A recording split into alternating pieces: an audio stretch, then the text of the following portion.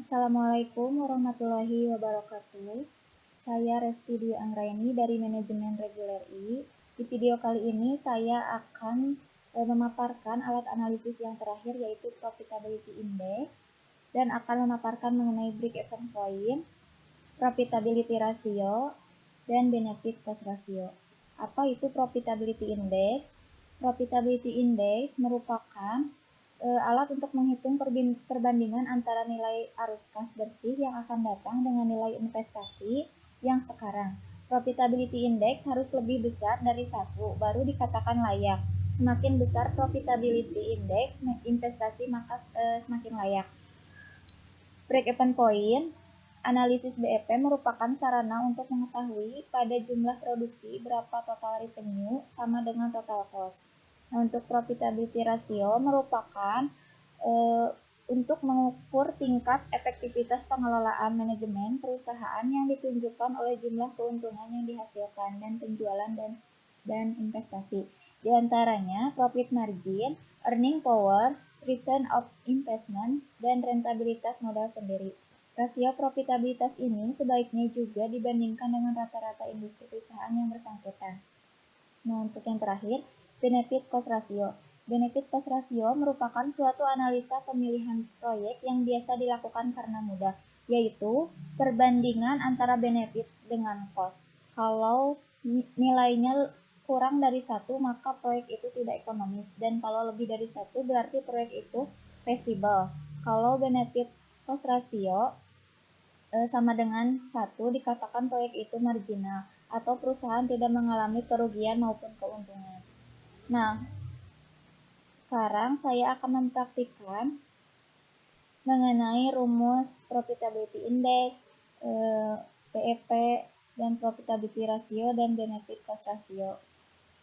Nah, untuk Profitability Index, di sini saya menggunakan kasus yang kemarin terdapat di video sebelumnya, yaitu mengenai perbandingan mesin A dan mesin B. Nah, kita aplikasikan. Sebelumnya kita buat dulu tabel seperti ini. Nah, untuk mesin A, inisial investmentnya ada 28 juta dan tingkat bunganya 15%. Untuk mesin B, inisial investmentnya 32 juta dan tingkat bunganya 15%. Nah, untuk cash inflow kita input saja.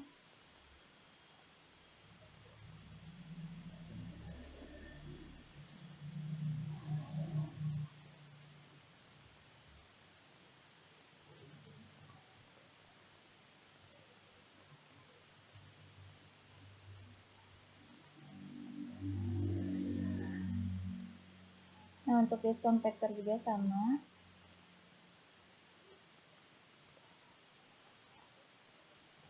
Untuk present value, kita kalikan cash inflow dengan discount factor. Kita tarik. Nah, untuk total present value, with auto sum. Nah, untuk cash inflow di sini juga di mesin B sama. Kita input karena kita sudah menghitungnya di video sebelumnya.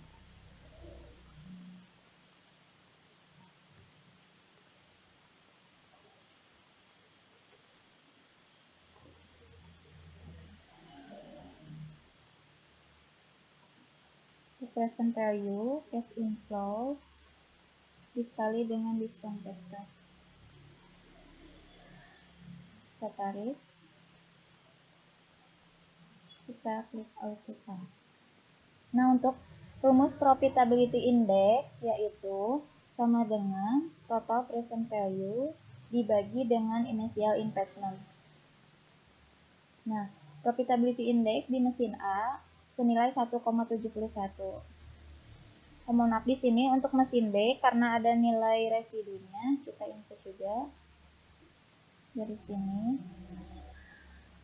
Nah, untuk profitability index mesin B juga sama rumusnya, sama dengan total present value dibagi dengan initial investment. Nah, untuk mesin B profitability indexnya 1,27 nilainya. Nah, jadi seperti yang saya sudah jelaskan tadi bahwa jika profitability index suatu proyek perusahaan lebih dari satu, maka proyek tersebut layak diterima. Nah, di sini mesin A maupun mesin B nilainya lebih dari satu, maka kedua-duanya layak untuk diterima investasinya. Nah, kesimpulannya, jika saya harus memilih salah satu, di sini saya akan tetap memilih mesin A. Kenapa? Karena di sini mesin A untuk ARR-nya, NPV, dan IRR, serta profitability index-nya lebih besar atau lebih unggul dibandingkan dengan mesin B. Selanjutnya, saya akan menghitung BEP. Nah, di sini terdapat kasusnya di mana PT Nusantara telah memproduksi produk minuman sebanyak 20.000 pieces dengan harga jual 250 per unit dan biaya tetap sebesar 2 juta dan biaya variabel 2.500.000 sedangkan biaya variabel per unit sebesar 125. Berapa jumlah unit yang diproduksi yang menggambarkan perusahaan tidak mengalami kerugian dan juga tidak mengalami keuntungan. Nah, di sini saya sudah membuat tabel dan di sampingnya terdapat rumus BEP per unit dan BEP rupiah. Nah, untuk jumlah produknya kita masukkan sebesar 20.000. Untuk harga jual 250. Nah, untuk total penjualan ini jumlah produk dikali dengan harga jual. Nah, untuk biaya tetap di sini biaya tetapnya 2 juta. Untuk total biaya variabelnya 2.500.000. Nah, di sini perusahaan memproduksi 20.000 produk minuman. Nah, dengan total penjualan 5 juta, maka perusahaan tersebut mengalami keuntungan karena total biaya variabelnya hanya sebesar 4.500.000. Nah, untuk biaya variabel per unit ini kita isi dulu 125. Untuk biaya variabel dibanding penjualan, rumusnya sama dengan dibagi dengan harga jual. Nah, untuk mengetahui BEP dalam unit di sini rumusnya sama dengan biaya tetap dibagi dengan harga jual per unit dikurangi biaya variabel per unit. Nah, jadi BEP dalam unitnya 16.000. Untuk BEP dalam rupiah, rumusnya sama dengan biaya tetap dibagi dalam kurung 1 dikurangi variabel per unit dibagi dengan harga jual per unit. Nah, untuk BEP dalam rupiahnya 4 juta. Nah, di sini BEP dalam unit 16.000, maka jumlah produksi yang menggambarkan perusahaan tidak mengalami kerugian dan juga tidak mengalami keuntungan jika BEP dalam unitnya 16.000 dan penghasilannya 4 juta. Dapat dibuktikan di sini jika perusahaan memproduksi 16.000 dengan biaya tetap 2 juta, maka 16.000 produksi dikalikan dengan harga 125, maka hasilnya 2 juta dan biaya tetap dengan hasil yang tadi 2 juta, maka sama dengan penghasilannya 4 juta. Kita lanjut ke rasio profitabilitas. Nah, di sini terdapat kasusnya di mana PT Nusantara mempunyai data sebagai berikut. Nah, untuk net operating income-nya tahun 2011 sebesar 4 juta dan untuk penjualan tahun 2011 sebesar 24 juta. Total aset tahun 2011 sebesar 15 juta dan total penghasilan tahun 2011 sebesar 12 juta. Sementara PT Sentosa NOI tahun 2011 sebesar 10 juta, bunganya 5% dan pajaknya 10%. Modal sendiri tahun 2011 sebesar 20 juta. Nah, di sini diminta hitung profit margin, earning power, dan return of investment untuk PT Nusantara dan menyelesaikan rentabilitas modal sendiri untuk PT Sentosa. Nah, untuk profit margin di sini rumusnya kita input dulu ya, NOI sama dengan kita input, NS-nya juga kita input. Nah, di sini untuk mengetahui profit margin, rumusnya laba bersih dibagi penjualan dikali 100. Jadi, sama dengan NOI atau laba bersih dibagi penjualan dikalikan dengan 100%. Nah, jadi untuk profit marginnya 16,7%. Nah, untuk earning power juga sama, kita input dulu NOI-nya.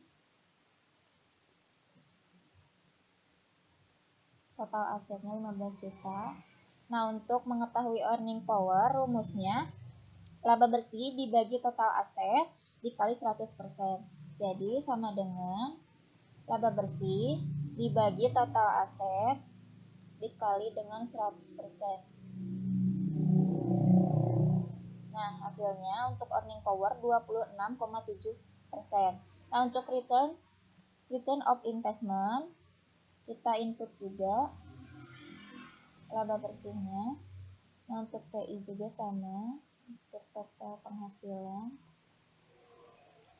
Nah, untuk mengetahui return of investment, rumusnya laba bersih dibagi total pendapatan dikali 100%.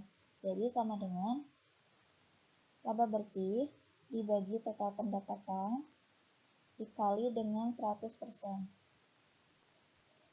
Nah, jadi return of investment-nya 33%. Nah, untuk rentabilitas modal sendiri di sini kita input juga karena rumus RMS adalah EAT dibagi modal sendiri dikali 100%. Jadi kita harus mencari EAT-nya dulu. Nah, kita masukkan dulu ini nominalnya. Untuk interestnya, maaf ya, salah. Sama dengan untuk rentang 10 juta. Untuk bunganya 5%. Nah, untuk rumus EAT yaitu laba bersih dikurangi laba bersih dikali bunga ditambah laba bersih dikali pajak. Maka sama dengan dalam kurung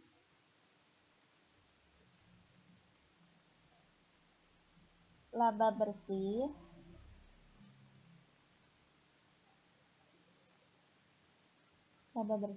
dikurangi dalam kurung laba bersih dikali bunga ditambah laba bersih dikali pajak.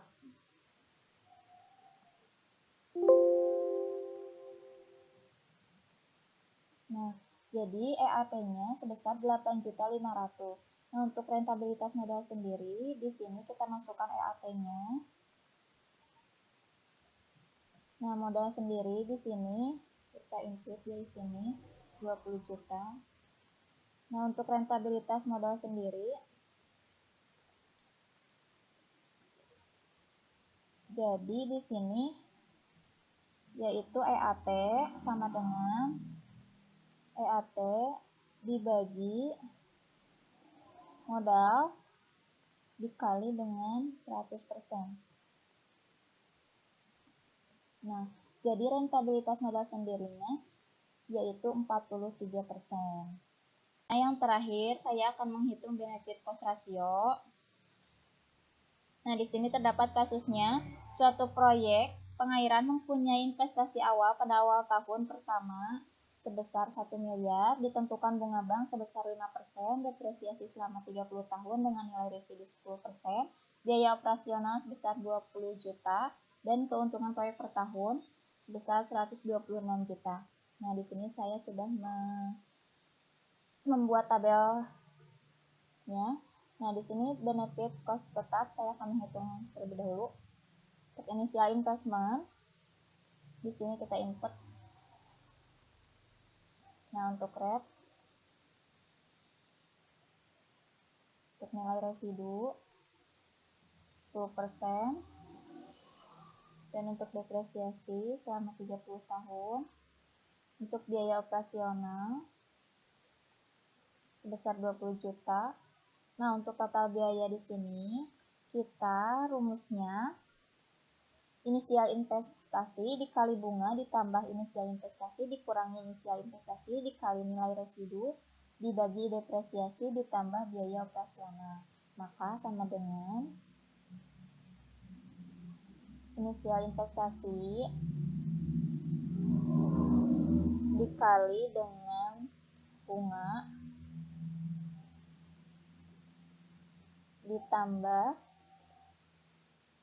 inisial investasi dikurangi dengan inisial investasi dikali nilai residu tutup kurung 2 kali dibagi dengan depresiasi ditambah biaya operasional.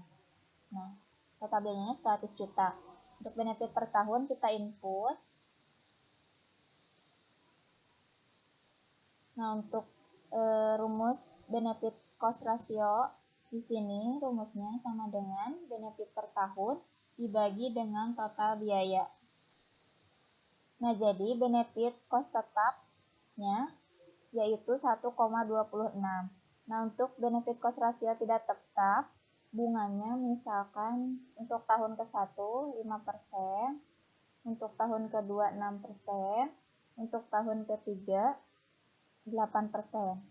Untuk initial investment, kita input saja dari sini.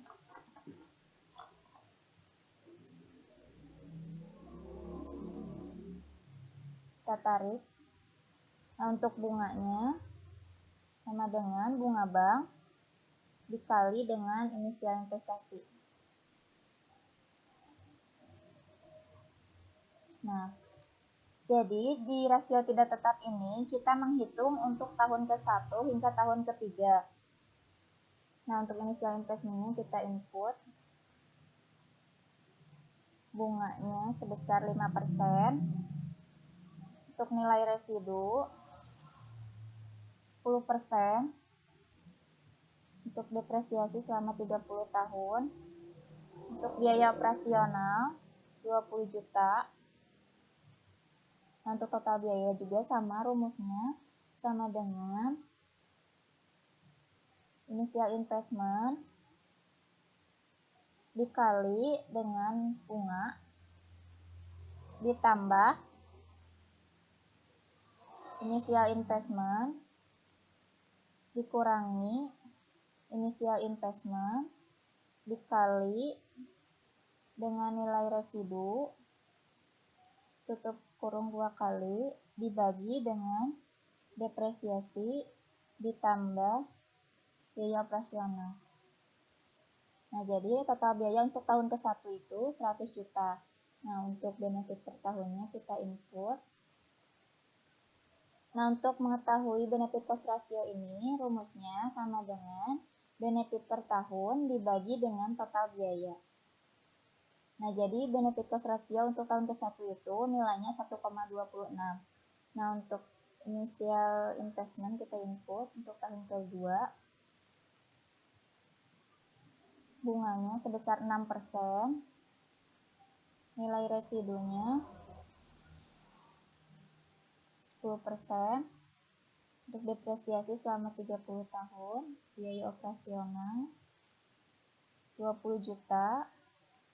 Nah, untuk total biaya rumusnya sama dengan initial investment dikali bunga ditambah initial investment dikurangi initial investment dikali nilai residu tutup kurung 2 kali dibagi dengan depresiasi ditambah biaya operasional. Nah, jadi total biaya untuk tahun kedua yaitu 110 juta. Untuk benefit per tahunnya 126 juta. Nah, kita bagi saja benefit per tahun dibagi dengan total biaya. Jadi, benefit cost ratio untuk tahun kedua yaitu 1,145. Nah, untuk biaya tahun ketiga kita input juga. Untuk bunganya sebesar 8%. Nah, untuk nilai residu 10%. Untuk depresiasi selama 30 tahun. Untuk biaya operasional 20 juta. Nah, untuk total biaya juga sama, rumusnya sama dengan dalam kurung inisial investasi dikali dengan bunga ditambah inisial investasi dikurangi inisial investasi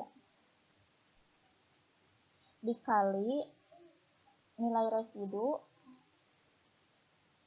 dibagi depresiasi ditambah biaya operasional. Nah, jadi total biaya untuk tahun ketiga sebesar 130 juta. Untuk benefit per tahunnya 126 juta. Nah, jadi benefit cost ratio-nya benefit per tahun dibagi dengan total biaya. Nah, jadi benefit cost ratio untuk tahun ketiga 0,969. Nah, jadi biaya tahun ke-1 hingga tahun ketiga ini benefit cost ratio-nya tidak tetap.